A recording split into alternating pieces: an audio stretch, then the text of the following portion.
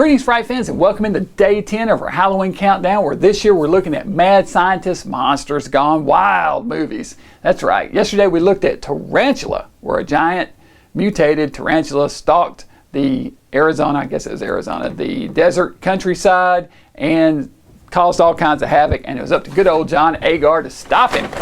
Universal fun. Gotta love it. What are we gonna look at tonight? Let's see.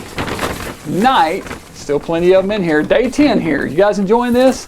Day 10, October 10th. See what we're going to look at tonight.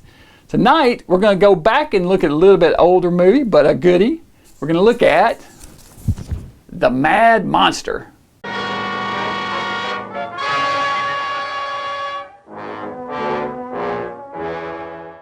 George Zucco stars as Dr. Lorenzo, a scientist with a chip on his shoulder towards a group of colleagues who scoffed at his work, calling him mad, had him barred from the university where he worked, and discredited him in the press. He was working on controversial theories of science and evolution and has since continued these studies, using his simple-minded handyman Petro, played by Glenn Strange, as a test subject. He gives Petro injections of a catalytic agent derived from wolf's blood and turns him into a snarling werewolf.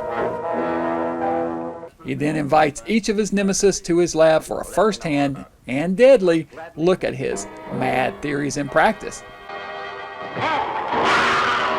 What's that? Anne Nagel is his daughter, Lenora, oblivious to his work and mad scheme. Johnny Downs plays her boyfriend reporter who suspects her father's involvement in the unusual string of deaths of scientists. This film is very similar to another mad science film that came out the year before, 1941, Man-Made Monster. In both, a somewhat slow, simple man is taken advantage of by a mad scientist, used as a guinea pig, and turned into a monster with the ultimate goal of creating an army of super-powered soldiers. Further, Anne Nagel starred in both films as the daughter of a scientist, and she has a reporter boyfriend in each as well. The Mad Monster plays like a mashup of two Lon Chaney films, Man-Made Monster and The Wolfman. And to top it off, Glenn Strange seems to be very much channeling Chaney's performance as Lenny from Of Mice and Men from 1939 in this role as well. There's no doubt in my mind one of the producers of this film was a Chaney fan. I'm sorry if I made a nuisance of myself. The makeup for the werewolf in this one consists mainly of a wig, beard, and fangs, but it's still cool looking, and the costume is unique as well, making him resemble a hillbilly werewolf in overalls and floppy work hat.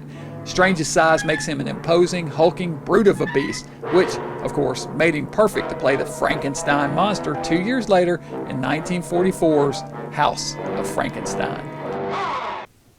All right, so that's The Mad Monster, 1942, I believe it was. That was a good one. It's good to see Glenn Strange play another monster besides the Frankenstein monster, which of course he played in the Frankenstein series, House of Frankenstein, House of Dracula. That's in the Abbott and Costello Meet Frankenstein movies. But it's good to see him fit to play something else. And in this, he actually looks more like a werewolf, doesn't he?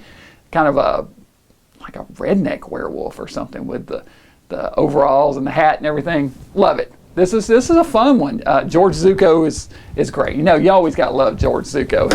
He puts his all into everything that he does. And probably 3 skulls is a proper rating for this one, just because it's so low budget and everything. I could see going 4 because it's got both of them, both Zucco and. Oh, what the hell? Let's be generous. Let's just I can't go 4. I can't put it up there with some of those 4. 3's perfect. 3 skulls. It's a good rating for this one. It's a better than average movie. It's good. Probably 3.5 would be perfect. But we'll go 3. Okay. Anyway, The Mad Monster. What do you guys think about this one? You like this movie? It's fun. It's right here on YouTube. You guys can watch that one and check it out and let me know what you think. If you haven't seen it before, it's definitely worth watching. I like it, and I think it's public domain, so I think I'll show this one on my program. So you can look for Dr. Gangrene to host this one in the future. All right, guys, be sure and join me back here tomorrow night. If you haven't yet, please click subscribe. Follow my channel and keep up with stuff all year long. I'm going to try next year to post a little bit more regularly. I know I kind of fell off, had some personal stuff going on this year, and it's been a hard year. But anyway, we're here to have a good time for the Halloween season, and I plan to do just that by keeping this countdown going.